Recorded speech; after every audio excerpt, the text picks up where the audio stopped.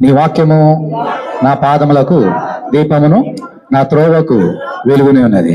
The word is a lamp అంటే my feet and a light అంటే my path. దయచేసి కూర్చోండి. దేవుని అతి పరిశుద్ధ నామానికి మహిమ ఘనత ప్రభావం కలుగాక. దేవుని వాక్యాన్ని చదువుకొని దేవుని వాక్యాన్ని ధ్యానం చేద్దాము. 20వ అధ్యాయము నిర్గమకాండము 20వ అధ్యాయము 14-15 వచనాలు. వ్యభిచరింపకూడదు, దొంగిలకూడదు. ఇవి 2 ఆజ్ఞలు.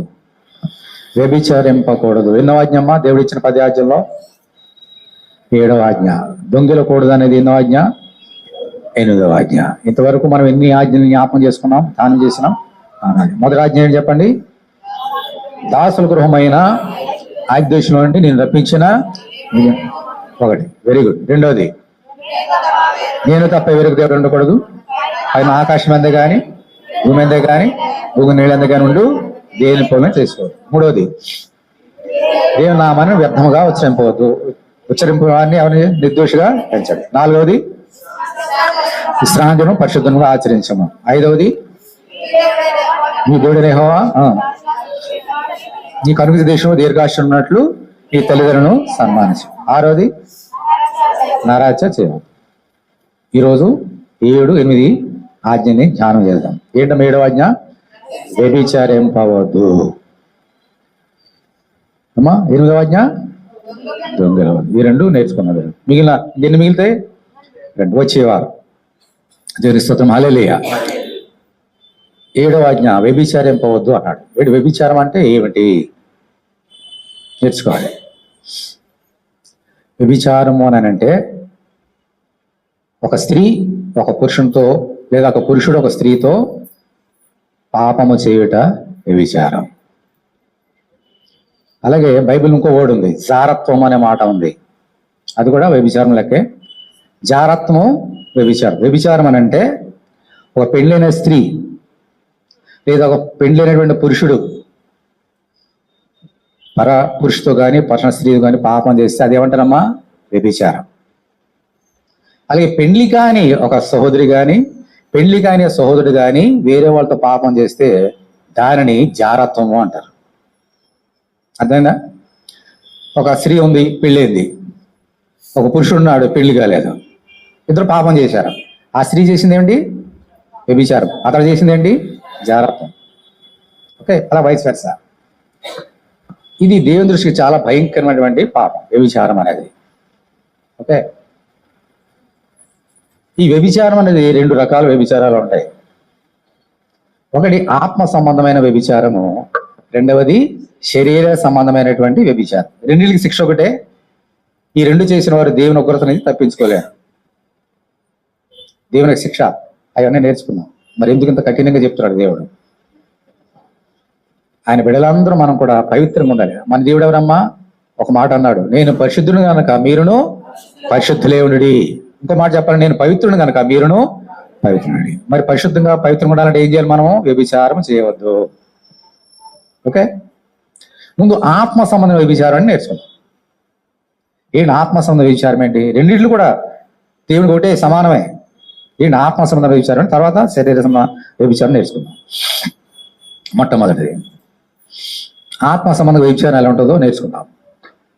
నిర్గమకాండము 34వ అధ్యాయం.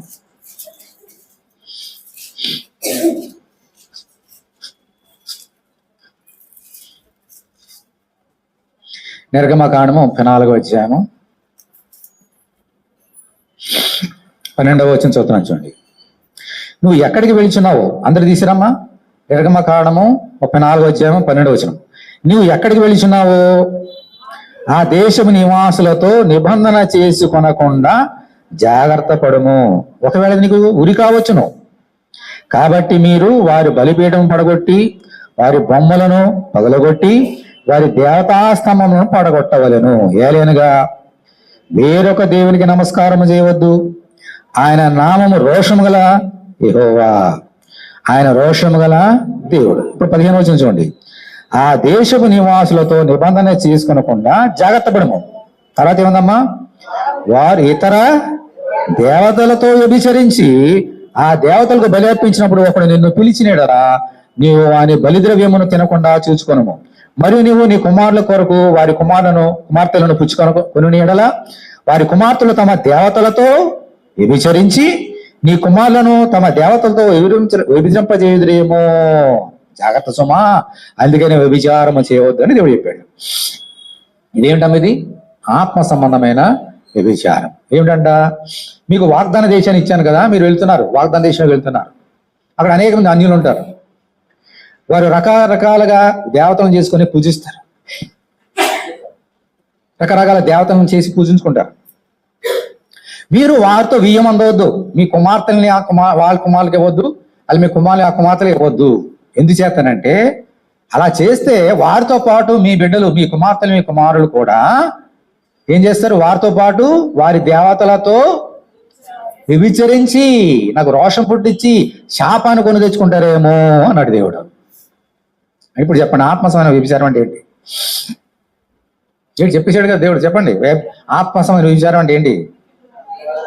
ఇతర దేవతలను, ఇప్పుడు దేవతలు వ్యభిచారించడం ఏంటి? ఆ దేవత కనబడుతుందా ముందుకు వచ్చి ఆమెతో వ్యభిచారం చేయడానికి? దేవతలు అంటే ఏంటి? విగ్రహములు. ఇజ్రాయెల్ అన్ని విగ్రహాలు పెట్టుకున్నారమ్మా. ఇతర దేశస్తులను చూసి నేర్చుకుని వారి విగ్రహాలు పెట్టుకున్నారు. ఆహారం కూడా విగ్రహం చేశాడు కదా, దూడ విగ్రహం చేశాడు కదా.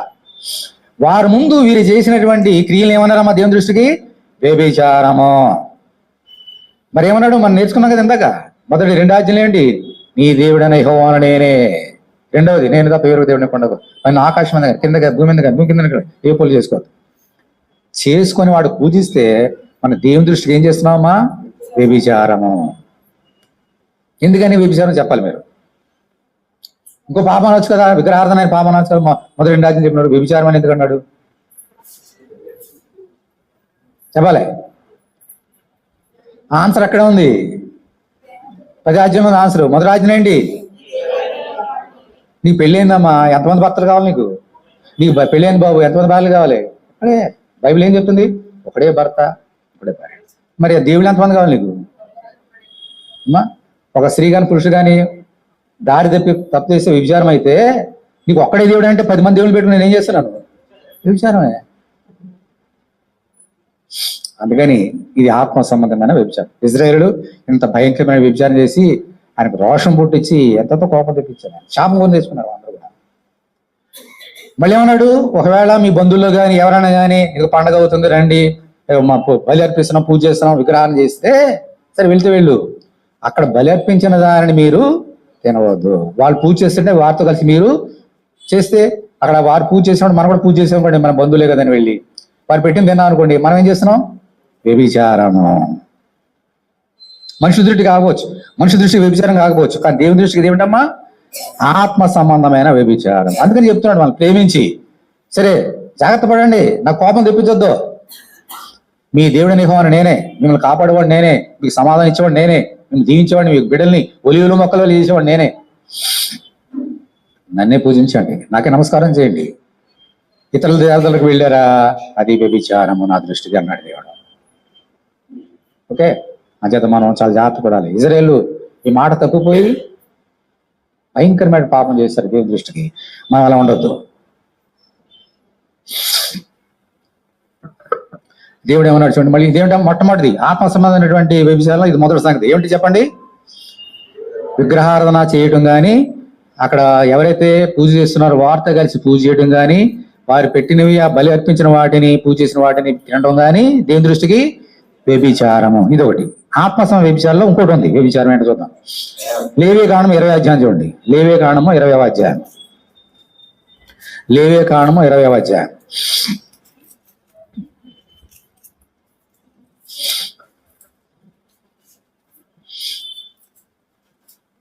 ముందుగా ఏమన్నాడు? మనం ఆత్మ వ్యభిచారం గురించి 3వ వచనం, 20వ అధ్యాయము 3వ వచనం.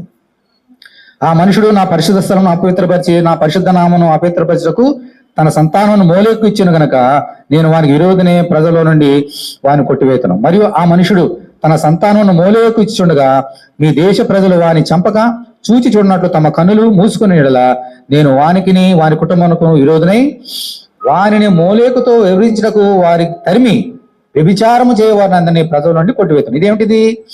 విగ్రహార్థన అనే వ్యభిచారం అని చెబుతూ రెండవ వ్యభిచారం గురించి కూడా చెప్తున్నాడు ఇక్కడ, ఆత్మ సంబంధమైనది. ఆలోచన ఏమన్నాడమ్మా? మరియు కర్ణ పిశాచి గలవారితోనూ సోదెగాండ్రతోనూ ఏమన్న తర్వాత వ్యభిచరించుటకు వారి తట్టు తిరుగువాడేవాడు నేను వానికి విరోధినై ప్రజల నుండి వాని కొట్టివేతును. కాబట్టి అమ్మా ఏమన్నా చూడండి, కావున మిమ్మల్ని మీరు పరిశుద్ధపరుచుకొని పరిశుద్ధుడైనడి, నేను మీ దేవుడైన యెహోవాను, నేను పరిశుద్ధుడను. ఇంకేమన్నాడమ్మా? ఎవరైనా సరే మీలో ఎవరైనా కన్న పిశాచి గల వారి దగ్గరికి కానీ సోదెగాండ్రి దగ్గరికి కానీ వెళితే, ఎందుకు వెళ్తున్నారు? సాధారణ ఎందుకు వెళ్తామా? కన్న పిశాచి, సోదిగాండ్రు, జ్యోతిష్కాలు, మంచి ముహూర్తాలు చెప్పేవాళ్ళు వెళ్తాం. ఎందుకు వెళ్తాం? బాబు పెళ్ళి అవుతుంది, ఏ రోజు మంచి రోజు, ఇల్లు కట్టుకుంటున్నాం, గృహప్రవేశం, ఏ రోజు మంచి రోజు, ఉద్యోగం జాయిన్ అవ్వాలి, ఏ రోజు మంచి రోజు, ఇట్లా అడుగుతాం కదా, మనుషులు అడుగుతారు కదా, పెళ్ళిళ్ళకి చేస్తాం కదా. వాళ్ళ దగ్గరికి వెళ్ళి అడగడానికి వెళ్తాం మనం అందరం కూడా, అంతే కదా. అడుగుతాం, బాబు ఏది మంచి రోజు అని అడుగుతాం. అదే చట్టా చూసేసి ఇది మంచి రోజు, ఇది మంచి రోజు, ఈ టైం ఇది 12 గంటల 30 నిమిషాల ఈ సెకండ్ల అని చెప్తాడు. అడగడానికి వెళ్తున్నాం. కానీ ఇక్కడ ఏమన్నాడు దేవుడు? వారితో మీరు అడగడానికి కాదు, వారితో విచారం చేయడానికి వెళ్తారు అంటున్నాడు దేవుడు. అర్థమైందా? ఎవరి దగ్గర మంచి రోజు ఏది బాబు, నా జీవితంలో మంచి జరుగుతుందా రేపు? చిలకల దగ్గర కానీ, లేదంటే మనుషుల దగ్గర కానీ, సోదిగాండ్రు కానీ, కన్న పిశాచి కానీ, జ్యోతిషుడు కానీ, ముహూర్త చెప్పాడు కానీ, పండితులు కానీ దగ్గరికి వెళ్ళావా? నువ్వు మాట్లాడడానికి వెళ్తలేదు, వాటితో విచారం చేయడానికి వెళ్తావు అన్నాడు దేవుడు. ఎందుకని? కాలములను సమయములను తన ఆధీనమందు ఉంచుకున్నాడు. ఏది మంచి రోజు ఏ చెడు నిర్ణయించేది మనుషుడు కాదు. ఎవరమ్మా? ఆ దేవుడు. మనకి చెడ్డ రోజులు ఉన్నాయా అనుకుందాం, పోనీ ఇంట్లో ఏం మంచి జరగలేదు, ఎవరి దగ్గరికి వెళ్ళాం, బాబు నా ఇంట్లో మంచి చేయి, వచ్చేస్తుందా మంచి? బాబు పెళ్లి చేయాలి, మంచి రోజు చెప్పు, ఇదిగో మంచి రోజు అని చెప్పావు, అయిపోతుందా మంచి పెళ్లి? బాగా అయిపోతుందా? మంచి రోజు చూసుకుని పెళ్లి వారు 2వ రోజున విడాకులు తీసుకున్నారు. మంచి రోజు అని చేసుకున్న వారు 2వ రోజున విడాకులు తీసుకున్నారు. పెళ్లి మీద పెళ్లి కూడా ఆగిపోతున్నాయి మంచి రోజు చూసినా. మనుషుడు మన జీవితాన్ని మార్చలేడు. నీ జీవితాన్ని మార్చేది ఎవరమ్మా? యేసయ్య. హల్లెలూయా. కాలంలోను సమయంలో నిర్ణయించింది ఎవరు అంటే మనం ఆదికాండం 1వ అధ్యాయం చదువుకున్నాం.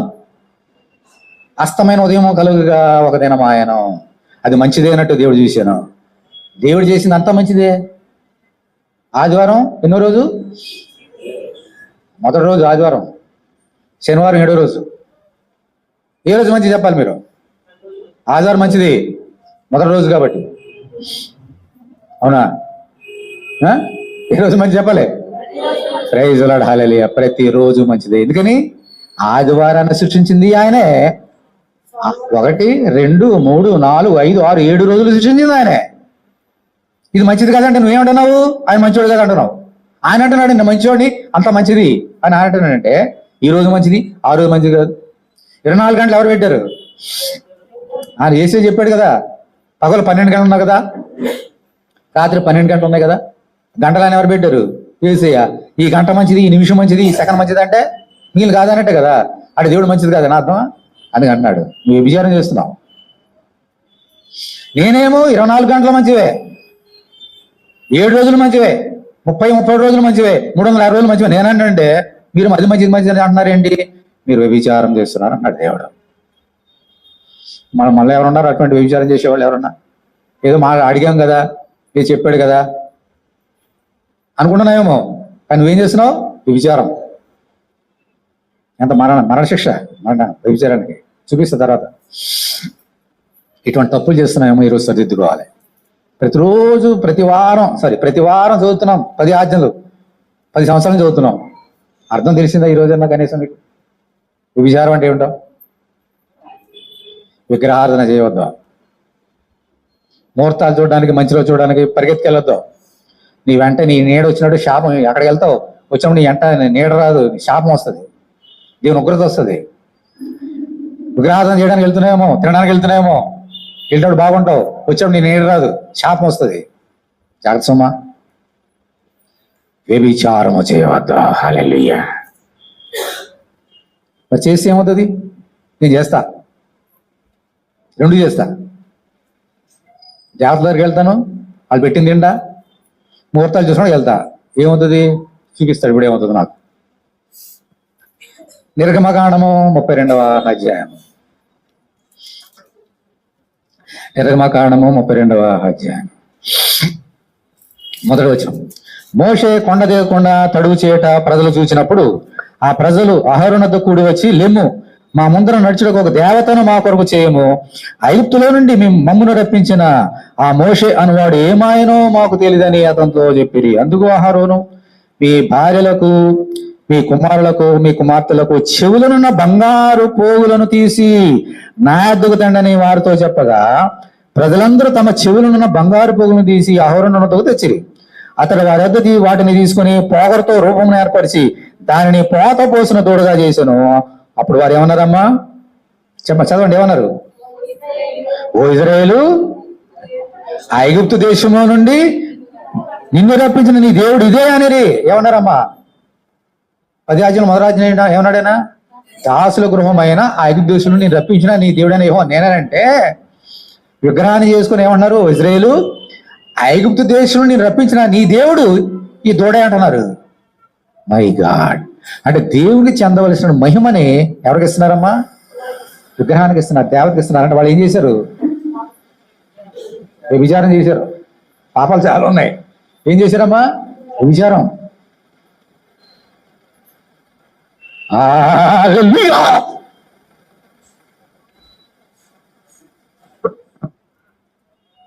మళ్ళీ చదువుతున్నా. ఓ ఇజ్రాయేలు, ఐగుప్తు దేశంలో నేను రప్పించిన నీ దేవుడు ఇదే అని అహరోను చూసి దాని ఎదురు ఒక బలిపీఠము కట్టించారు, బలిపీఠం కట్టేశారట. మరి అహరోను, నేను రేపు యెహోవాకు పండుగ దినాన్ని చాటింపగా మరునాడు వారు ఉదయం లేచి దానబలను సమాధానం అర్పించిరి. అప్పుడు జనులు తినుటకును త్రాగడం కూర్చుండి ఆరుటకు లేచిరి. విగ్రహాల దగ్గర వెళ్ళడం మాత్రం కాదు, అక్కడ డాన్స్ వేసారంట. వెళ్ళి విగ్రహాల దగ్గర డాన్స్ వేసారంట, నాట్యం ఆడారంట. ఏమంటారు దీన్ని? వ్యభిచారం అంటారు. దాన్ని వ్యభిచారం అంటారు. ఏమన్నారమ్మా? అందుకనే తినడానికి త్రాగడం కూర్చుండి ఆటుకు లేచారంట. తినడానికి అంటే ఏం తిన్నారు వాళ్ళు చెప్పండి? తినుటకును త్రాడు కూర్చుండి డాన్స్ వేయడానికి లేచారు. ఏం తిన్నారు చెప్పండి? అక్కడ బలిచ్చింది తిన్నారు. గ్రహాలు మరి దూడ చేసుకున్నారు కదా, ఏదో చేసి ఉంటారు కదా, అట్టుకోండో లేదా ఏదో కొబ్బరికాయ కొట్టి ఏదో చేశారు కదా, అవన్నీ తిన్నారు. అదేంటది? వ్యభిచారం. తినొద్దని చెప్పాడు కదా, నమస్కారం చేద్దని చెప్పాడు కదా. మొదటి ఆజ్ఞ కొట్టేసి వీళ్ళు రాసుకున్నారు కొత్త ఆజ్ఞ. వారు దేవుని దృష్టికి ఆత్మ సంబంధంగా విచారం చేశారు, దేవునికి రోషం పుట్టించారు. దేవుడు ఊరుకుంటాడు చూస్తే ఏం జరుగుతుంది? వాళ్ళు తినటకును త్రాణం కూర్చుండి ఆడటానికి లేచారంట. ఇప్పుడు ఇవన్నీ ఎవరు చూశారమ్మా? చెప్పాలి. మోషే చూశాడా? మోషే చూడలే. ఎవరు చూశారు? ఇంకా పాట పాడాం, ఏమైనా గుర్తుందా పాటలో? ఒక లైను, నేను ఎక్కడున్నా నీకు కనబడతానయ్యా, నేను ఏం చేసి నీకు కనబడుతుందయ్యా అని పాడాం, గుర్తుందా? అదే జరిగింది ఇక్కడ. నువ్వు ఎవరికి కనబడకుండా ఏ చాటున మాటున చేసినా అంత బట్టబయలే. ఓకే, తర్వాత దేవుడికి తెలిసిపోతుంది.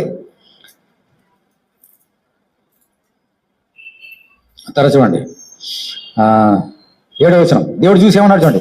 కాగా యెహోవా మోషే ఇట్లను, నీవు దిగి వెళ్ళము, ఐగుప్తు దేశం నుండి నేను రప్పించిన ప్రజలు ఏమన్నారమ్మా? చెడిపోయిరి. ఎందుకని? నేను వారికి నియమించిన త్రోవ నుండి త్వరగా తొలగిపోయి తమ కొరకు పోత పోసిన త్రోవ చేసుకుని దానికి సాగిలబడి బలి నర్పించి, ఓ ఇజ్రాయేలు, ఐగుప్తు దేశం నుండి నేను రప్పించిన నీ దేవుడని ఇదే అని చెప్పుకొని రా. నేను ఎవరెవరితో అంటున్నారు చెప్పండి? ఎవరెవరితో అంటున్నారు? దేవుడు అంటే మోషేకు తెలిసే సంగతులని. ఆయన కొండ మీద ఉన్నాడు. ఆయన ఎవడో పెద్ద కొండ, అది అక్కడికి వెళ్ళాలంటే ఇప్పుడు ఇంత ఈ దశ కూడా వెళ్ళాం ఆ కొండకి. అది చూసి ఎలా చూసి వచ్చేస్తాం అంతే. అక్కడికి వెళ్ళాలంటే ఊపిరాడదు, పైకి వెళ్తే ఒంటెలు కూడా కొంతవరకు తీసుకెళ్తాయి. గైడ్ ఉంటాడు, గైడ్ అలవాటు కాబట్టి తీసుకెళ్తాడు. మీ కాలు సత్తుగా మంచి ఆరోగ్యవంతులు కానీ అక్కడికి వెళ్ళలేరు, అంత ఎత్తు ఊపిరాడదు. అక్కడికి వెళ్తే అక్కడ ఉన్నాడు మోషే, అంటే అంత ఎత్తులో ఉన్నాడు, అంత దూరం ఉన్నాడు. అందుకని మోషే చూడలేకపోయాడు అక్కడ ఏం జరుగుతుందో. ఎవరు చూశారు? దేవుడు చూశాడు. చూసిన దేవుడు మోషేతో చెప్తున్నాడు, నా జనులు చెడిపోయారయ్యా, దేవతను పెట్టుకొని నీవ నా దేవుడు అని అంటున్నారయ్యా. నేను తినొద్దంటే అక్కడ కూర్చొని బలిపీఠం దగ్గర బలిపించి వ్యభిచారం చేసి తింటున్నారయ్యా. తినేసి కూర్చుకొని తాగేసి ఆడడానికి లేచి నాట్యం ఆడి డాన్స్ చేస్తున్నారయ్యా వీళ్ళు. దేవునికి అన్ని సమస్తం తెలుసు. మోషే దేవుని సేవకుడు, ఆయనకి ఎవరు చెప్పలే, దేవుడు చెప్పాడు ఆయన. దేవుని సేవకుడు దేవుడు చెప్తాడు. ఒకసారి ఎంత చాటుమాటు చేసినా దేవుడు చెప్పేస్తాడు. తర్వాత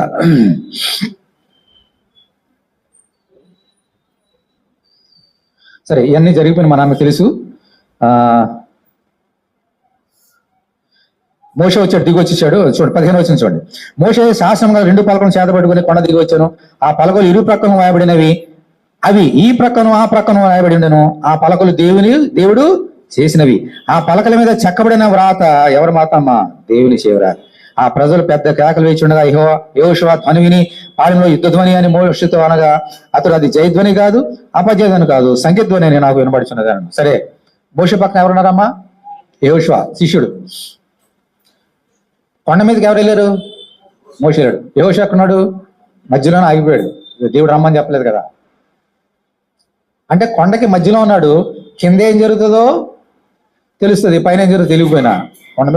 కొండ మీద ఉన్న పట్టణం మరుగే ఉండదని ఎత్తుకుంటే అన్ని కనబడతాయి కదా. కానీ ఈయన కూడా తెలియదు వాళ్ళు ఏం చేస్తున్నారు. అందుకని అంటున్నాడు, మోషే వస్తే యుద్ధధ్వని వస్తుంది అని. అంటే యుద్ధధ్వని కాదు, అది పాపం చేసే ధ్వని, అది వ్యభిచారం చేసే ధ్వని అన్నాడు. అంటే యెహోషువ కూడా తెలీదు, సేవకుడే. ఎందుకంటే దేవుడు చెప్పలేదు కాబట్టి. మోషేకి చెప్పాడు తెలిసింది. ఇప్పుడు మోషే ఎవరికి చెప్తున్నాడు? యెహోషువ చెప్తున్నాడు. సరే, ఇప్పుడు చూడండి 18వ వచనం. అతడు అది జయధ్వని కాదు, అపజయధ్వని కాదు, సంగీత ధ్వని నాకు వినబడుచున్నది అన్నాడు. అతడు పాలెమునకు సమీపింపగా ఆ దూడను, తర్వాత ఏముందమ్మా, వారు నాట్యమాటను చూచెను. అందుకు మోషే కోపము మండెను. అతడు కొండ దిగాను, తన చేతుల నుండి ఆ పలకను పడవేసి వాటిని పగలగొట్టెను. My God. మరియు అతడు వారు చేసిన దూడను తీసుకుని అగ్నితో కాల్చి పొడి చేసి నేల మీద చల్లి ఇజ్రాయేల్ మీద దాన్ని త్రాగించను.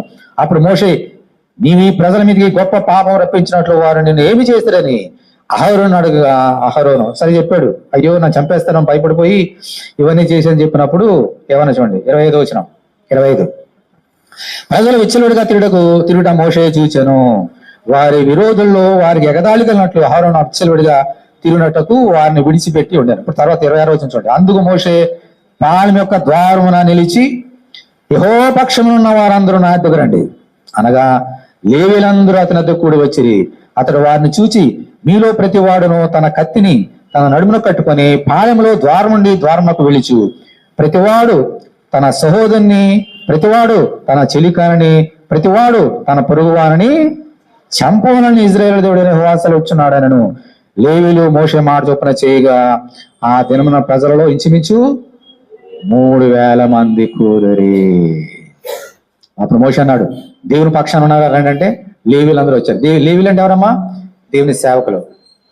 మీరు ప్రతి వారు కత్తి తీసుకోండి, ఎవరైతే వ్యభిచారం చేశారో వాళ్ళందరూ నరికేయండి అని చెప్తే చంపేశారు. ఒక్క దినంలో ఎంతమంది చచ్చిపోయారమ్మా? 3000 మంది. అంటే వ్యభిచారానికి శిక్ష ఏంటి? మరణ శిక్ష. దేవుడు వారిని అక్కడే చంపేశాడు. ఒక దినం మంది 1 డే చచ్చిపోయారు. మళ్ళీ చూస్తున్నాను చూడండి.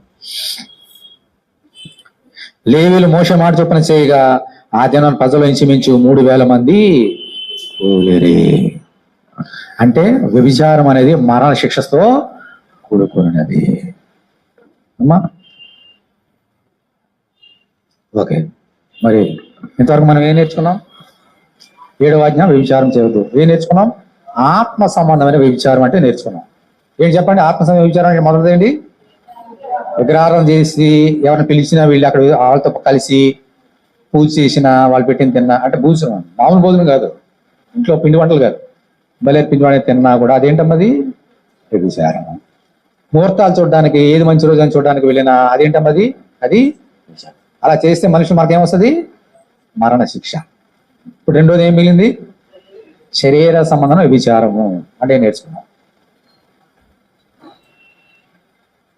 శరీర సంబంధంగా చేసే వ్యభిచారం అంటే ఒక భార్య భర్త ఉన్నారు అమ్మా. భార్య కానీ భర్త కానీ వారి స్పౌజెస్ అంటే భర్తని భార్య మోసం చేసి పరపురుషునితో భార్య పరస్త్రీతో భర్త తప్పు చేస్తే దాన్ని ఏమంటారమ్మా? వ్యభిచారం. ఇది శరీర సంబంధమైనది. అది ఎంత తప్పు, ఇది కూడా అంతే తప్పు. ఓకే, మొట్టమొదటగా ఇలా వ్యభిచారం చేసిన వారి గురించి లేఖనం రాయబడింది, మీకు చూపిస్తాను చూడండి. సంఖ్యాకాండము 25వ అధ్యాయం చూడండి. సంఖ్యాకాండము 25 మొదటి వచనం. Numbers 25:1, 133 page. ఇజ్రాయేలు షిత్తీములో దిగి ఉండగా ప్రజలు ఏం చేశారమ్మా? మోయాబు రాండ్రతో వ్యభిచారం చేయసాగరి. మళ్ళీ చెబుతున్నాను చూడండి, చాలా జాగ్రత్త మాటలు గమనించండి.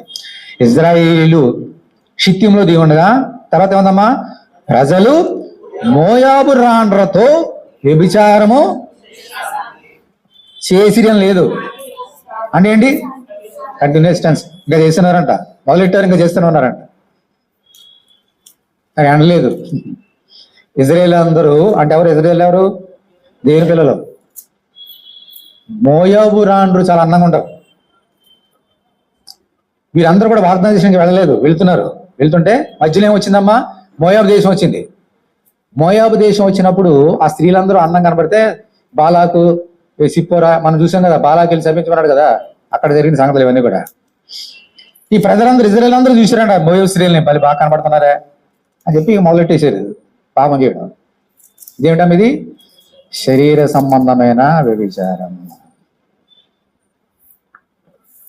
ఆ స్త్రీ అందం కనబడితే పాపం చేసేలా, పురుషుడు అందం కనబడితే పాపం చేసేలా. ఇజ్రాయేలు దేవుని ప్రజలను చెప్పుకున్న వారే పాపం చేశారు. దేవునికి భయంకరమైనటువంటి కోపాన్ని, రోషాన్ని తెప్పించారు. ఓకే అమ్మా? అందుకని దేవుడు ఏమన్నాడు చూడండి, లేవియకాండము 20వ అధ్యాయం. లేవియకాండము 20వ అధ్యాయం. లేవియకాండము 20వ అధ్యాయం.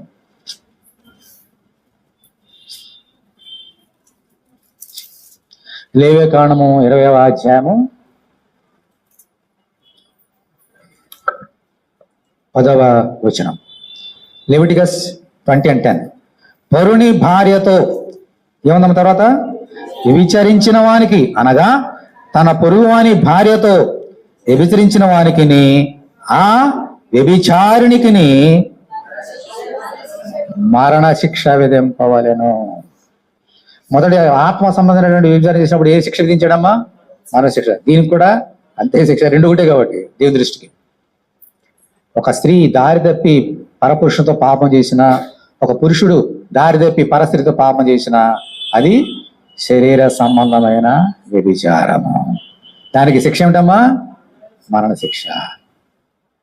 ఓకే, ఇజ్రాయేలే చేశారు. వాళ్ళు చేశారు కదా, నేను చేసే తప్పేంటి అనుకున్నావా? అలా అనుకుంటే నేను దేనికి సిద్ధపడాలి? మరి దేవుడు వాళ్ళు తప్పు చేసిన వదిలిపెట్టాడా? మరణశిక్ష. అలాగే నేను కూడా ఈరోజు నా భార్యను మోసం చేసి తప్పు చేస్తే దానికి నాకేమిస్తాడమ్మా? ఎవరేం చేసినా అంతే, మరణశిక్ష. ఓకే, ఇది ఇజ్రాయేల్ చేసినటువంటి, ఇంకా ఎక్కువ లోతుకి వెళ్ళటం లేదు. ఇలాగ చాలా చాలా జరిగినాయి. దీని యొక్క పరిశుద్ధంగా రాయబడిన టైం లేదు, మనకు సరిపోదు. ఇలాగ వ్యభిచారం, ఆత్మ సంబంధ వ్యభిచారం చేసినా, శరీర సంబంధ వ్యభిచారం చేసినా తప్పు తప్పే. ఓకే, ఒక క్షణము ఇజ్రాయేల్ గురించి నేర్చుకున్నాం కదా ఇంతవరకు. ఒక క్షణం మన గురించి కూడా నేర్చుకుందాం. ఇది శరీరం ఆత్మ సంబంధంగా చెప్పేశాను. ఇంకో మన గురించి నేర్పాలంటే ఆత్మ సంబంధంగా ఒక మాట అన్నాడు, వ్యభిచారం, విగ్రహారం గురించి. నాకంటే ఎక్కువగా నీ తల్లినైనను, నీ తండ్రినైనను, నీ తల్లినైనను, అక్కదమ్ములను, నీ స్నేహితులైనను, నీ ఫ్రెండ్స్ అయినను ప్రేమిస్తే నీవు నాకు పాత్రుడు కాదు. ఇది మనకే. ఇజ్రాయేల్కి ఏమో దేవతలను పూజించదు, అది పెట్టిన తర్వాత. మనకేమన్నాడంటే నాకంటే ఎక్కువగా ఎవరిని ప్రేమించద్దు. ప్రేమించావా? నువ్వేం చేస్తున్నావు? నువ్వు కూడా వ్యభిచారం చేస్తున్నావు. ఏది? ఆత్మ సంబంధం అని చెబుతూ ఇప్పుడు శరీర సంబంధం వ్యభిచారం గురించి మనతో అంటున్నాడు. ఏమన్నాడు చూడండి, మత్తయి సువార్త 5వ అధ్యాయం. మత్తయి 5.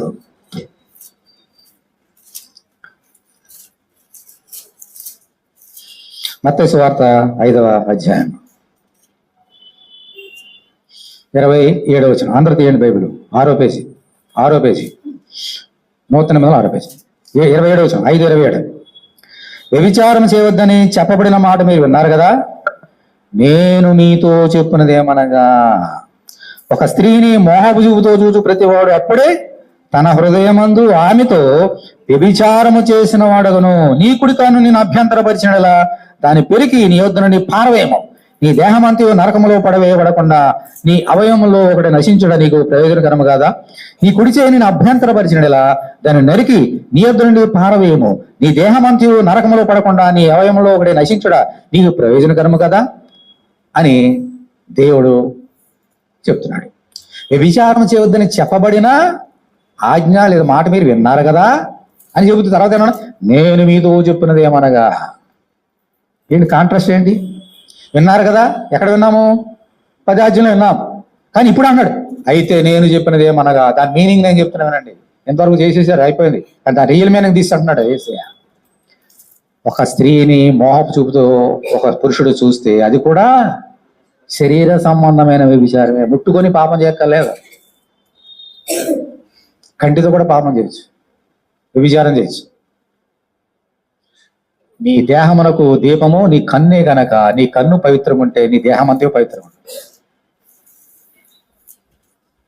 కన్ను చెడినదైతే నీ దేహం అంతా చీకటమై ఉండు అన్నాడు. అందుకే ఎవరు కూడా ఒక స్త్రీని మోహపు చూపుతో చూడవద్దు. ఏ స్త్రీ ఒక పురుషుడిని మోహపు చూపుతో ఎంతవరకు ఉంచాలి అంతవరకే. డోంట్ క్రాస్ యువర్ లిమిట్స్ అని చెల్లైనా అక్క అయినా తల్లి అయినా సరే, డోంట్ క్రాస్ యువర్ లిమిట్స్. ఎందుకో తెలుసా? మనుషులు సొంత తల్లితో పాపం చేశారు, సొంత చెల్లితో పాపం చేశారు. బైబిల్లో ఉన్నాయి, అవన్నీ చెప్పడానికి టైం లేదు. Don't cross our limits. నేనైనా సరే మీరైనా సరే ఎంతవరకు ప్రేమించాలి అంతవరకే. Don't cross our limits. ప్రాణం పెట్టి పర్లేదు, ప్రాణం పెట్టేసేయి పర్లేదు. Don't cross. I love you, మిమ్మల్ని ప్రేమిస్తా. I have limits. మీరంటే నాకు చాలా ప్రేమ, but I have my limits. I should not cross. Hallelujah. ఈ తెలియక చాలా మంది తప్పు చేస్తున్నారు. తెలిసి తప్పు చేసాం. ఈ రోజు నుంచి మనం ఏం చేయాలమ్మా? సిద్ధపడదాం, జాగ్రత్త పడదాం. కంటితో చూస్తేనే అది వ్యభిచారం అంట. రోడ్డు మీద వెళ్తే అమ్మా, చర్చికి వచ్చి పాపం చేసేవాళ్ళు అంతమంది లేరు. దేవుని మందిరంకి వెళ్ళి పాపం చేసిన అంతమంది కంటి చూపులతోటి. జాగ్రత్త సమ్మా. నీ భార్యను మోసం చేస్తున్నావా, నీ భర్తను మోసం చేస్తున్నావా, దేవుడు నిన్ను వదిలిపెట్టాడు, నన్ను వదిలిపెట్టాడు. జాగ్రత్త సమ్మా. అందుకని దేవుడు ఏమన్నాడు చూడండి, చాలా శ్రేష్ఠ అన్నమాట. 1 కొరింథీ 6వ అధ్యాయం. 1 కొరింథీ 6వ అధ్యాయం.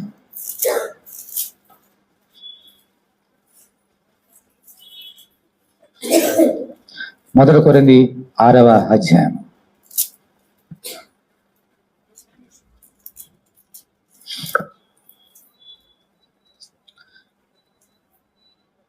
ఒక నిమిషం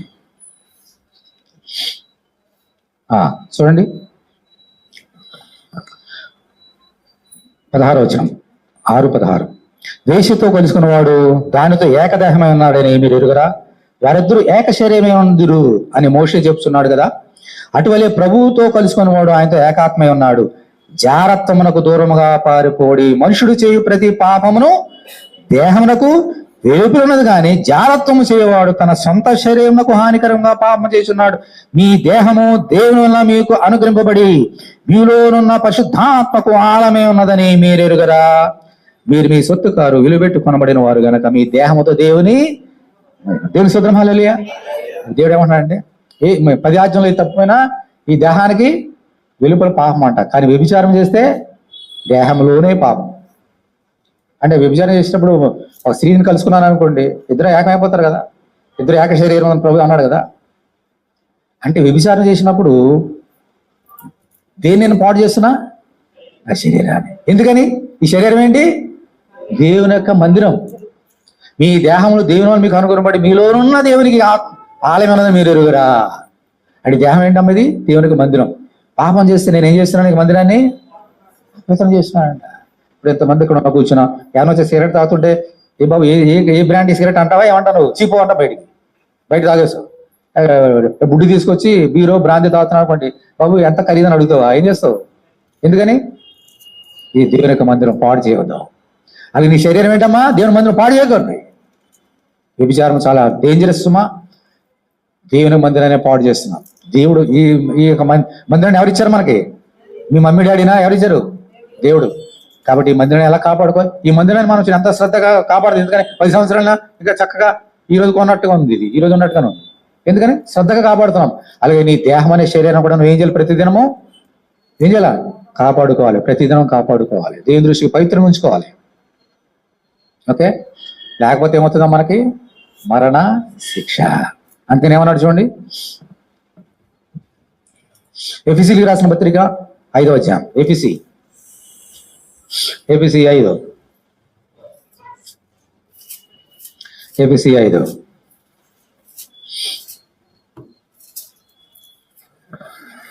ఏముందమ్మా? చదవండి మీరే. మొట్టమొదటిగా ఏం పెట్టాడు అక్కడ దేవుడు? ఎఫెసీ 5:5 అమ్మా. వ్యభిచారి అయినను అపిక్తుడైనను, ఇప్పుడు ఈ 3 కదా నేర్చుకున్నాము అమ్మా. ఇప్పుడు 2 ఆజ్ఞలు వచ్చినాయి కదా.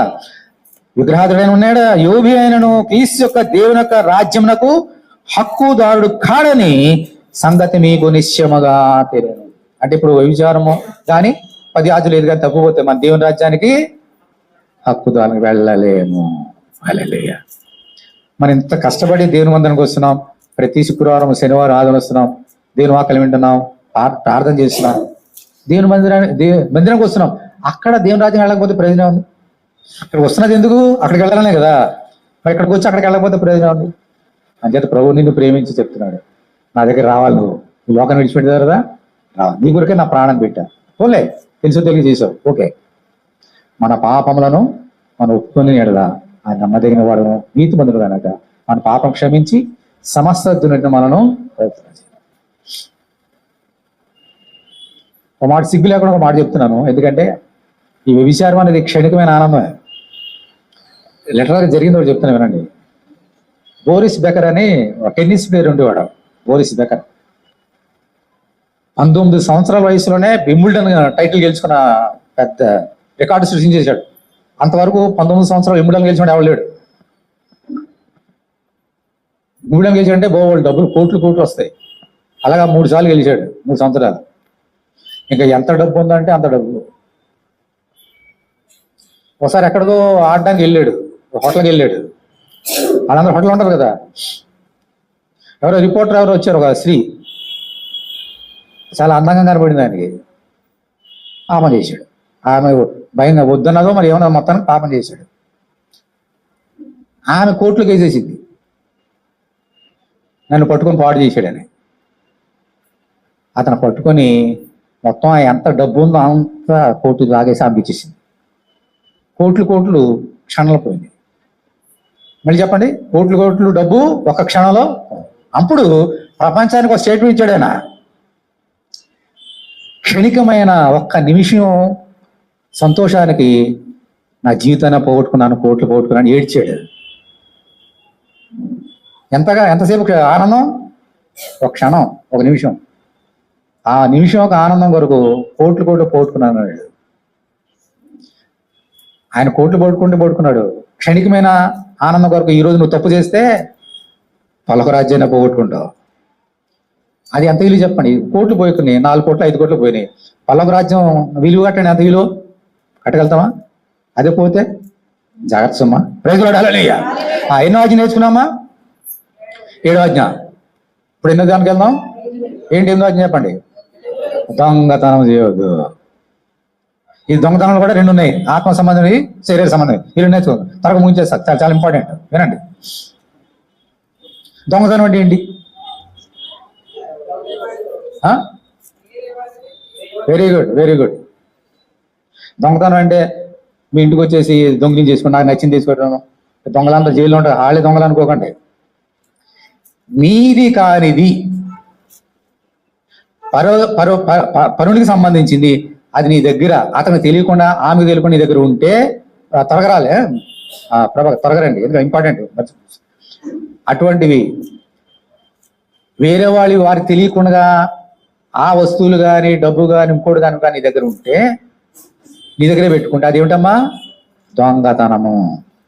డైరెక్ట్గా దొంగతనం చేయక్కలే, నీ సొత్తుగా అనేది ఇతరుల సొత్తు నీ దగ్గర వారికి తెలియకుండా పెట్టుకుంటే, కొంతమంది ఇచ్చేస్తానమ్మా, కొంతమంది తెలిసి తీసుకొస్తారు, అమ్మా బాబు తీసుకెళ్తారా మళ్ళీ ఇచ్చేస్తాను అంటారు, తీసుకొస్తారు మళ్ళీ ఎవరో మర్చిపోతారు, నెలలైనా సంవత్సరాలు మన దగ్గర ఉంటాయి, దాన్ని ఏమంటారు? అది దొంగతనమే. నీకు ఇస్తానని చెప్పి తిరిగి ఇవ్వకపోవడం అనేది దొంగతనము.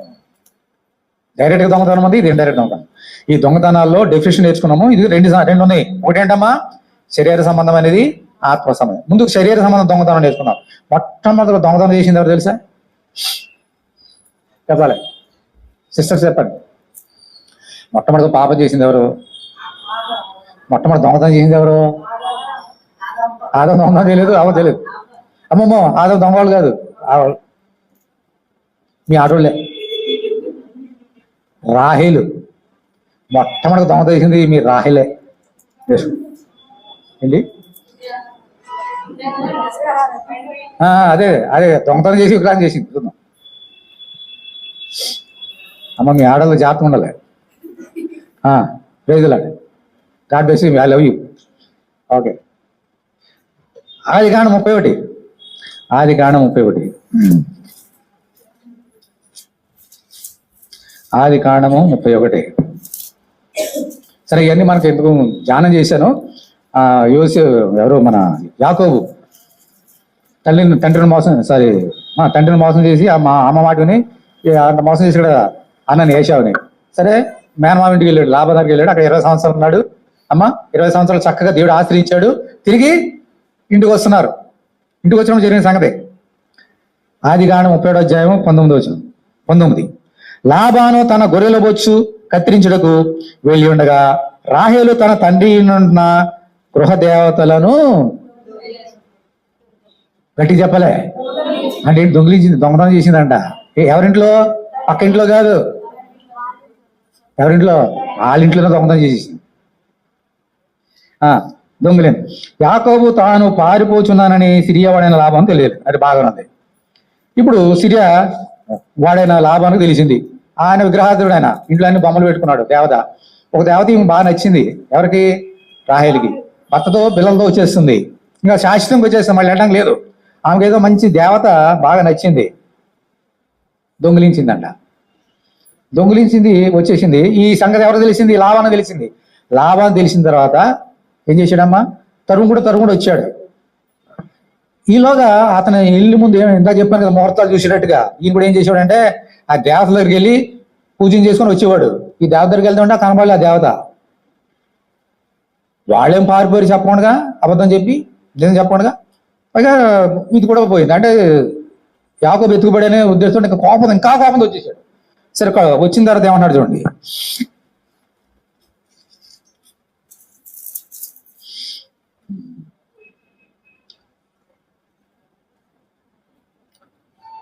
అప్పుడు వచ్చాడు, ఇద్దరు కలుసుకున్నారు. తర్వాత ఏమన్నా చూడండి, అనుకోరేషన్ 31 కదా, 26 వచ్చిన. అప్పుడు లాభాను యాకోబుతో, నీవేమి చేసేదివి? నన్ను మోసపుచ్చి కత్తితో చెరబట్టబడిన వాడిని వల్ల నా కుమార్తెను కొనిపోవనేలా? నీవు నాకు చెప్పక రహస్యంగా పారిపోయి నన్ను మోసపుచ్చి దేవేలా? సంబరముతో నిన్ను పాటలతో సాగనంపునే అని చెబుతూ ఏమన్నాడు చూడండి. 30 వచనం. నీ తండ్రి ఇంటి మీద బహువాంచగలవాడవే, వెళ్ళగోరి నీడల వెళ్ళుము. నా దేవతలను ఎలా దొంగిలించావా? ఎందుకు దొంగిలించేసావా అని అంటున్నాడు. ఎవరమ్మా? లాబాను యాకోబు అన్నాడు, నా దేవతను ఎందుకు దొంగిలించావని. అప్పుడు ఆయన ఏమన్నాడు చూడండి. ఎవరి యొద్ద నీ దేవతలు కనబడను, 32, ఎవరి యొద్ద నీ దేవతలు కనబడను వారు బ్రతుకకూడదు. అయితే రాహేలు దొంగతనం చేసిందని భర్తకు తెలుసా? అంటే ఎంత జాగ్రత్త పడిందో చూడండి. తండ్రికి తెలియలేదు, భర్తకు తెలియలేదు.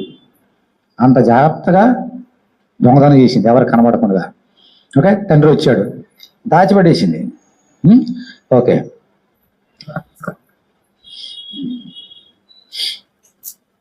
సరే. మరి బస్సు పోయినప్పుడు అందరూ వెతుకుతాం కదా, గుడారాలనే కదా వెతుకుతున్నాడు. అప్పుడు ఏం జరిగింది చూడండి. 34 వచనం. సరే, 33. లాబాను యాకోబు గుడారానికి లేయా గుడారంలోకి, ఇద్దరు దాసుల గుడారంలోకి వెళ్ళాను, కానీ అతనికి ఏమీ దొరకలేదు. తర్వాత అతను లేయా గుడారంలోకి బయలుదేరి రాహేలు గుడారంలోకి వెళ్ళాను. రాహేలు ఆ విగ్రహం తీసుకొని ఒంటె సామాగ్రిలో పెట్టి వాటి మీద కూర్చున్నాను. కాగా లాబాను ఆ గుడారం అందంతటను తడివి చూచినప్పటికీ అతనికి అవి దొరకలేదు. ఆమె తన తండ్రితో తమ ఎదుట నేను లేవలేనందున తాము కోపపడకూడదు, నేను కడగానున్నానని చెప్పాను. అతడు ఎంత వెతికినను ఆ విగ్రహము దొరకలేదు. ఎందుకని దొరకలేదు? ఆ విగ్రహం తీసుకొని ఒంటి సామాగ్రి పెట్టి వాడి మీద కూర్చున్నదంట. ఇంత తెలివిగల స్త్రీని ఎక్కడ చూడలే. మీరు చూసారేమో నాకు తెలియదు. ఏమా తెలివిగల స్త్రీలు ఉన్నారన్న ఇంత తెలివి ఎక్కడ చూడలేదు. చూడండి, తండ్రిని మోసం చేసి భర్తను మోసం చేసి ఆ దేవ ఎక్కడ కూర్చుందంట? ఒంటి సామాగ్రి పెట్టేసి దాన్ని కూర్చుండి ఇంకేం పైగా లేవంటాడని నేను కడగా ఉన్నా, నెలసరి నెల కడగా ఉన్నా, ఇంకే లేమంటాడు ఇంకా పాపం. అంత తెలివి మీకు. ఇంకేమంటాడు పాపం ఆయన? వెళ్ళిపోయాడు. కరెక్ట్. ఇప్పుడు అసలు సంగతి చూడండి. యాకోబు ఏమన్నాడమ్మా? ఎవరి దగ్గర ఆ దేవత దొరుకుతుందో వారు అది తెలియకుండానే రాహేల్ ఏం చేసిందమ్మా? దొంగతనం చేసి. అప్పటికి చాలా జాగ్రత్తగా వినండి. ఇక 10 ఆజ్ఞలు దేవుడు ఇవ్వలేదు, కానీ ఇవ్వకపోయినా ఇచ్చినా దేవుడే ఆజ్ఞనే కదా. దొంగతనం చేసింది, తండ్రిని మోసం చేసింది, భర్తను మోసం చేసింది, అబద్ధాలు చెప్పింది, దాన్ని కూర్చుంది. దాని శిక్ష ఏమండి? ఏం జరిగింది చెప్పాను కదా.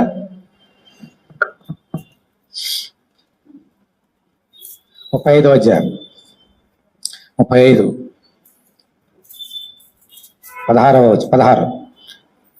వారు బేతేలు నుండి ప్రాణమైపోయి ఎఫ్రాతాకు వెళ్ళు మార్గంలో మరికొంత దూరం వచ్చినప్పుడు రాహేలు ప్రసవించుచు ప్రసవ వేదనతో ప్రయాసపడిన. ఆమె ప్రసవం వలన ప్రయాసపడుచున్నప్పుడు మంత్రసాని ఆమెతో భయపడకము, ఇదియు నీకు కుమారుడునని చెప్పాను. ఆమె మృతి నొందెను. చచ్చిపోయింది అక్కడ. బిడ్డని కంటూ ఆ ప్రసవ వేదన భరించలేక చచ్చిపోయింది. ఎందుకు చచ్చిపోయింది? శాపం. ఎవరు పెట్టారు శాపం? సొంత భర్త పెట్టాడు. ఎవరి దగ్గర ఆ విగ్రహం దొరుకుతుందో వారు బతకూడదు. దేవుడు ఏం చేశాడు? ఆయన నోటి నుంచి వచ్చింది కదా. చచ్చిపోయింది. రాహేల్ అంటే ఆయనకి ఎంత ప్రేమ తెలుసు కదా, చెప్పాను కదా. 20 సంవత్సరాలు తొలి చేశాడు, ఒక క్షణం వెళ్ళిపోయింది. అంత భయంకరమైన దొంగతనం. ఆమె అదే రోజు కనుక నాన్న తప్పు అయిపోయింది, నాన్న క్షమించండి. తండ్రి ఏమంటాడమ్మా? నీకు ఆ విగ్రహం కావాలా? ఒకటేంటి 10 తీసుకెళ్ళాలని ఇచ్చేవాడు. అబద్ధం ఎందుకు చెప్తాను? దొంగతనం ఎందుకు చేయాల? నాన్న నా అత్తారింటికి వెళ్తున్నా, నాకు ఈ విగ్రహం నచ్చింది. అది ఆ విగ్రహం అడగనే తప్పు. విగ్రహారం వచ్చేస్తుంది కదా, ఇందా చెప్పింది విగ్రహారం చేద్దానే. అడగనే తప్పు. ఇప్పుడు అడిగితే ఇవ్వకుండా వాడా? ఏం చేసిందమ్మా? దొంగతనం. దానికి వచ్చిన బహుమానం ఏంటి? మరణశిక్ష. అలాగే జాగ్రత్త సుమా. స్కూల్లో కానీ పెన్సిళ్ళు రబ్బర్లు చిన్నప్పటి నుంచి అలవాడద్దు. ఒకసారి నేను 6వ క్లాసులో 6th క్లాసో 7th క్లాసో మా అన్నయ్య మిలిటరీలో ఉండేవాడు. చాలా beautiful pen, made in China. అప్పుడు హీరో పెన్లోనే వచ్చేవి, ఇప్పుడు తక్కువనే, కానీ చాలా గ్రేట్ అనమాట పెన్లు. నాకు బహుమానంగా ఇచ్చాడు. అది ఎంతో ప్రేమతో నన్ను తీసుకుని వెళ్ళివ్వండి స్కూల్కి.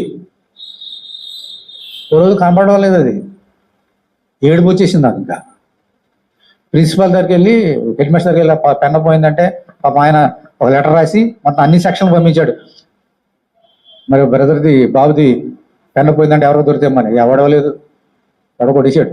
ఎవడో నా పక్కనాడు కొట్టేశాడు. తర్వాత తెలిసింది నాకు. వాడు చెప్పలేదు, నేను చూసాను వాడి దగ్గర. అది రే పెన్న ఎక్కడదా? నేనే తీసుకున్నాను అంటున్నాడు. అక్కడే దొంగతనం చేసి. స్కూల్లోనే అలవాటు అవుతాయి. స్కూల్లో ఆయిల్ కాదు, దొంగతనం కూడా అలవాటు అవుతాయి. జాగ్రత్త సుమా. ఇదేంటమ్మా ఇది? ఆక ముగిస్తున్నా ఇంకోటి చెప్పి. ఇది శరీర సంబంధమైన దొంగతనం. ఇంకోటి ఉంది, ఏంటది? ఇది చెప్పి ముగిస్తా. అందరూ ఏనంటే ఏంటి చెప్పాలి? ఓకే, ఏంటి చూద్దాం. మలాకి గ్రంథం ఏంటి? అందరూ రాత్రి ముగిస్తున్నా. మలాకి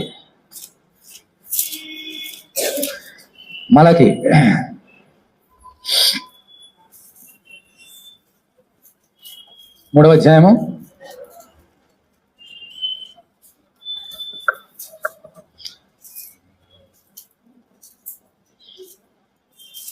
7వ వచనం. బైబిల్ అందరూ తీయాల. 786 పేజీ. మత్తయి సువార్త ముందే ఉంటుంది. మత్తయికి ముందే, మత్తయి సువార్త ముందే 786. అందరూ తీయండి. 7వ వచనం 3:7.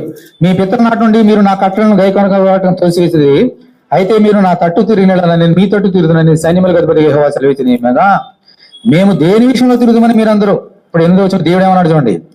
మానవుడు దేవుని యొద్ద దొంగిలినా. అయితే మీరు నా యొద్ద దొంగిలితిరి. దేని విషయంలో మేము నీ యొద్ద దొంగిలితమని మీరందరూ 10వ భాగమును ప్రతిష్టార్పణను ఇయ్యక దొంగిలితిరి. ఈ జనులందరూ నా యొద్ద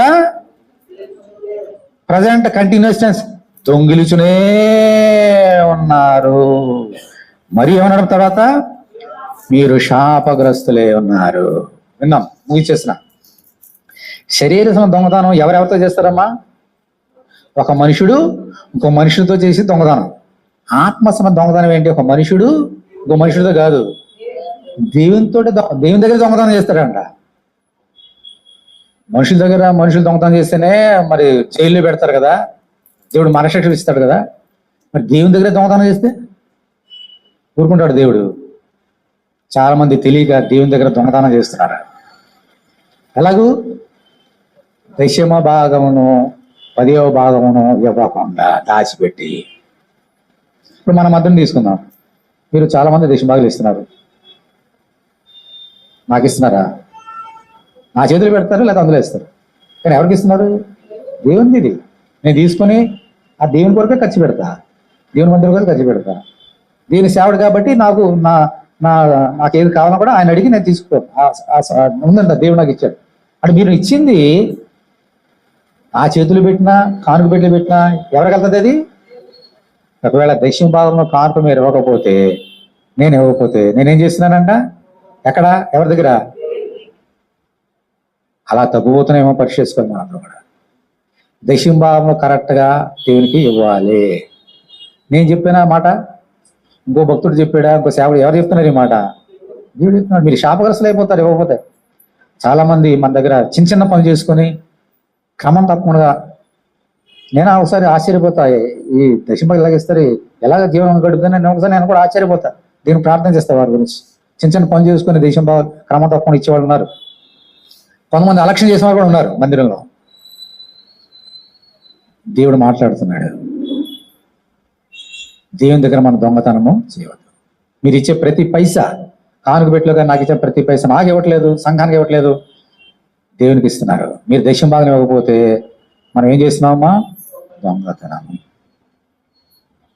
ఎవరి దగ్గర? దేవుని. జాగ్రత్త సుమా, శాపగ్రస్తులు. ఒకవేళ ఇస్తే ఎంత ఆశీర్వాదం చూడండి. మీరు శాపగ్రస్తులు ఉన్నారు. నా మందిరంలో ఆహారం ఉన్నట్టు 10వ భాగం అంతా మీరు నా మందిరం దీనిలో తీసుకురండి. దీన్ని చేసి మీరు నన్ను శోధించడలా నేను ఆకాశ వాకిలను విప్పి పట్టజాలంత విస్తారంగా దీవులు కుమరిసిందని సైన్యములుగా యెహోవా సెలవిచ్చినాడు. మీ పంటను తినే పురుగులను నేను గ్రద్దించదును, అవి మీ భూ పంటను నాశనం చేయవు. మీ ద్రాక్ష చెట్లు అకాల ఫలము రాకపోయి ఉండదని సైన్యములుగా యెహోవా సెలవిచ్చినాడు. అప్పుడు ఆనందకరమైన దేశంలో మీరు నివసించరు గనుక అన్ని జనులందరూ మిమ్మల్ని ధనులందరినీ సైన్యములుగా యెహోవా సెలవిచ్చినాడు. అలా ఇస్తే గనక మనకి ఏ లోటు ఒకళ్ళు వచ్చినా కూడా దేవుడు తీరుస్తాడు. మనం పట్టజాలను విస్తారంగా దేవుడు ఉపనిస్తాడు. లేకపోతే ఏమవుతుంది తెలుసా? చాలాసార్లు దేవుడు మాట్లాడుతున్నాం మనతోటి, నువ్వు ఎంత సంపాదించినా చిల్లి సంచే నీ దగ్గర ఉండేది. నువ్వు ఎంత అందులో వేసినా చిల్లి సంచిలో పెడితే ఏమవుతుంది? ఒక పైసా మిగలదు నీకు. అంచేత మనం ఏం చేయాలమ్మా? 10వ భాగాన్ని చిన్నపిల్లలు కూడా నేర్చుకోండి. మీరు పెద్దలు అందరూ, పెద్దోళ్ళు కానీ చిన్నలు కానీ అందరూ కూడా 10వ భాగాన్ని క్రమం తప్పకుండా దేవునికి ఇద్దాం. మనందరం కూడా మనుషులు ఇవ్వట్లేదు, మనం దేవునికి ఇద్దాం. ఆ దేవుడు చెప్పిన ఆజ్ఞ అది. దీని దగ్గర కాంట్రవర్షియల్ చాలా ఉన్నాయి. ఇవ్వాలా, ఎందుకు ఇవ్వాలి, దేవుడు పాత నిబంధన కొత్త, ఇవన్నీ పక్కన పెట్టండి. దేవుడు చెప్పిన మాట విందాం. అది ఎవరు చెప్పారు ఈ మాట? దేవుడు చెప్పిన మాట ఇది. మీరు శాపగ్రస్తులు అన్నారు. నా మందిరం ఇది ఎవరి మందిరం? ఇది నా మందిరం తీసుకున్నాడంటే అది కాదంటే ఎలాగవుతుంది? జాగ్రత్త వస్తామా? సరే, ఇంకొక డౌట్ ఉంటుంది చాలా మందికి. 10వ భాగాలను మరి ఎక్కడ ఇవ్వాలి? చెప్పాలి. ఎక్కడ ఇవ్వాలి? ఎక్కడ ఇవ్వాలి తెలీదా? ఏ మందులు ఇవ్వాలి? ఏ మందులను ఇవ్వాలి అమ్మా? చెప్పు. ఒకసారి చెప్పాను, కొత్త వాళ్ళు చాలా మంది ఉన్నారు కానీ నేర్చుకుంది. ఆకలి వేస్తుంది, హోటల్కి వెళ్ళాం, చక్కని కమ్మని భోజనం పెట్టాడు. ఏంటంటే బాబు ఇంకా తిన్నానా ఇంకా వడ్డించాడు. కూర అయిపోయింది, ఇంకా కూర వేసుకో. పప్పు అయిపోయింది, నాకు పప్పు కావాలా, నెయ్యి కావాలా, ఆవకాయ పచ్చడి కావాలా అని పక్కన చక్కగా వడ్డించాడు. కమ్మగా తినేసా. బిల్లు కట్టలేదు, బయటకు వచ్చేసా. ఏమంటారు దాన్ని? ఏమంటారు దాన్ని? దొంగతనము. పక్కనే మా ఫ్రెండ్ ఉన్నాడు, ఇదేమో వేరే హోటల్, ఇక్కడ ఖమ్మంగా వండుతాడు. పక్కనే మా ఫ్రెండ్ హోటల్ ఉంది కానీ బాగా వండడం, అందుకే ఇక్కడికి వెళ్ళా. బాగా తినేసి వాడు నా ఫ్రెండ్ కదా అని చెప్పేసి పక్కకి వెళ్ళి వాడికి ఇచ్చా బిల్లు. ఇక్కడ తిన్నదానికి బిల్లు ఎక్కడ ఇచ్చా?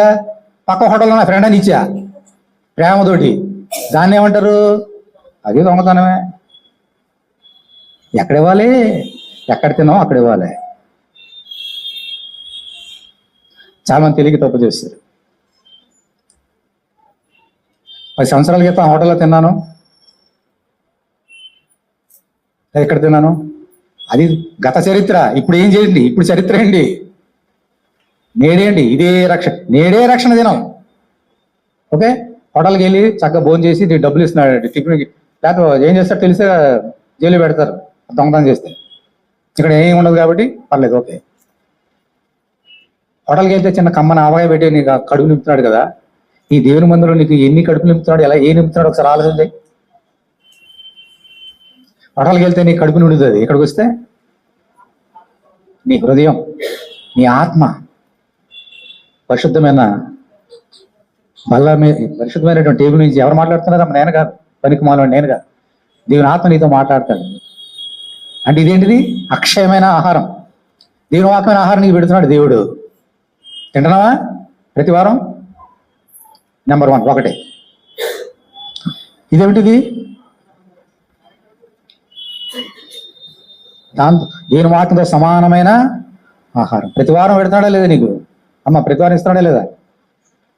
ఆయన శరీరం తింటున్నావు, ఆయన రక్తాన్ని త్రాగుతున్నావు, మరి బిల్లు పెట్టద్దా? అలా వెళ్ళిపోతావా? దొంగతనం చేస్తావా? గతంలో అక్కడికి వెళ్ళాను, మరి అక్కడ ఇస్తున్నాను. ఈరోజు నేను ఇక్కడ ఉన్నావు, ఆయన వచ్చేస్తున్నాడా నీకు? మూడవది, అలసిపోయి పిల్లలతో వస్తున్నారు, దూరం చూస్తున్నారు, పొద్దున్నే వండుకోవడానికి టైం సరిపోదు అని దేవుడు నాకు చెబితే, ఎంతమంది వద్దన్నా భోజనం పెట్టడానికి నేను దేవుడు కృప ఇచ్చాడు. అలసిపోతారు, మా శరీర సంబంధంగా ఇంటికి వెళ్ళి వండుకొని ఏం తింటారు, పస్తులు ఉంటారేమో అని మన పస్తులు పెట్టడానికి ఇష్టం లేక, అప్పుడు హాస్టల్లో 3 మంది పిల్లలు వచ్చేవారు. హాస్టల్లోకి వెళ్తే అన్నం ఉండేది కాదు వాళ్ళకి, అందుకని వాళ్ళ కొరకు కొట్లాడి దేవుడు పర్మిషన్ తీసుకొని భోజనం పెడతాను ఇక్కడ. దేవుని పర్వం బట్టి కడుపు నిండుతుందా? ప్రతి వారం ఎన్ని ఆహారాలు పెడుతున్నాడు నీకు? 3 ఆహారాలు పెడుతున్నాడు. దేవుని వాక్యమైన ఆహారం, ఆయన శరీరము రక్తమనే ఆహారం ఇంటికి పశువులతో పంపించకూడగా నీ కడుపుని పంపిస్తున్నాడు. ఎక్కడ ఇస్తున్నావు నువ్వు దేశ భాగం? ఎలా ఇస్తున్నావు? ఒకసారి ఆలోచన చేసుకోవాలి నా సోదరి.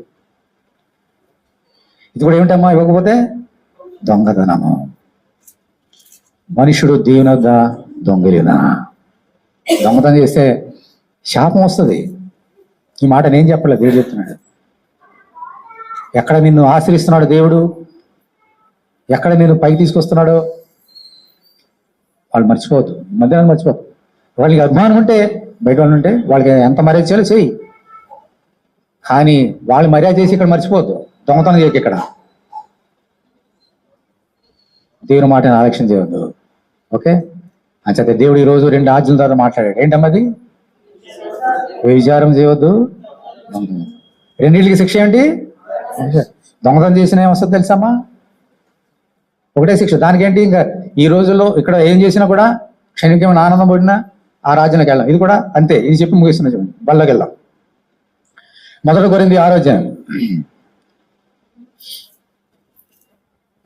1 కొరింథీ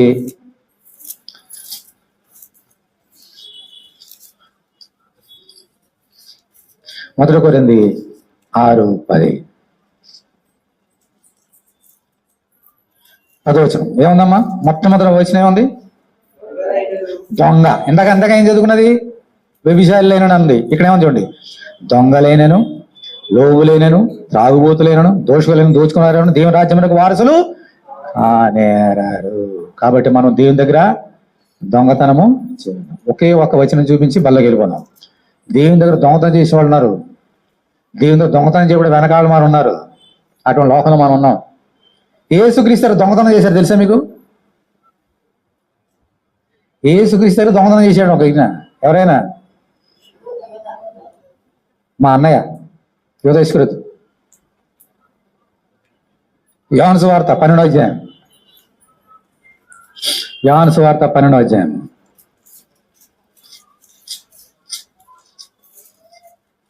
యోహాను సువార్త 12వ అధ్యాయం.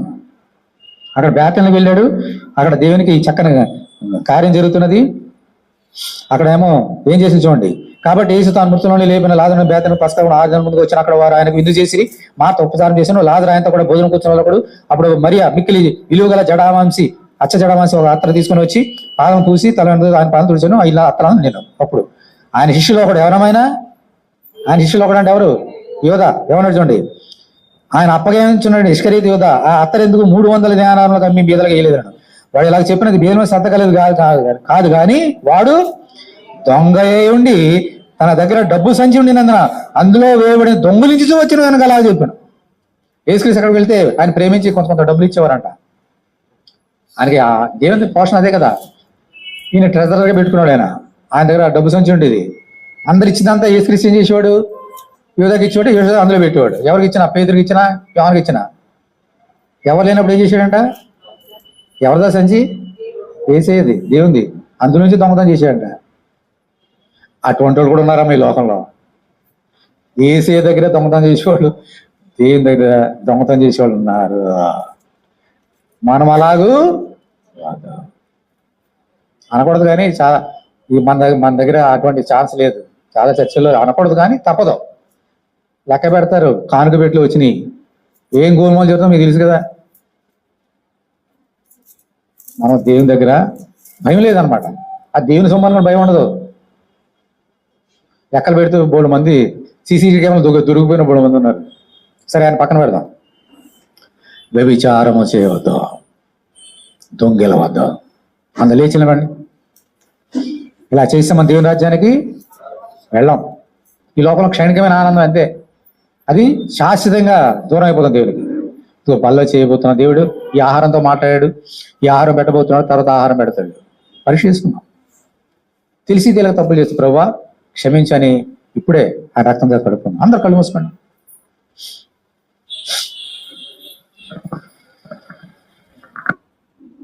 ఎవరి కొన్నాళ్ళు తండ్రి, నీ ప్రేమ కావాలి. ఈ లోక ప్రేమ వద్దు, మనుషుల ప్రేమ వద్దు, ధనం ప్రేమ వద్దు, ఈ శరీరం ఇచ్చే శరీరాశులు, నేత్రాశులు, జీవడం ఇచ్చే ఆ ప్రేమ మాకొద్దు, ఆ సుఖం మాకొద్దు. నీ ప్రేమ, నీ సమాధానం, నీ సంతోషం మాకు కావాలి. నీ బల్లో చేయొచ్చుండగా తెలిసి తెలియక మేము తప్పులు చేస్తే క్షమించి నేను రక్తం చేత కడిగి నీ శరీరం చేత బలపరిచి నీ సాక్షులుగా నీ బిడ్డలుగా మమ్మల్ని వాడుకోమని యేసు నామములో ప్రార్థన చేసినాం తండ్రి. ఆమేన్.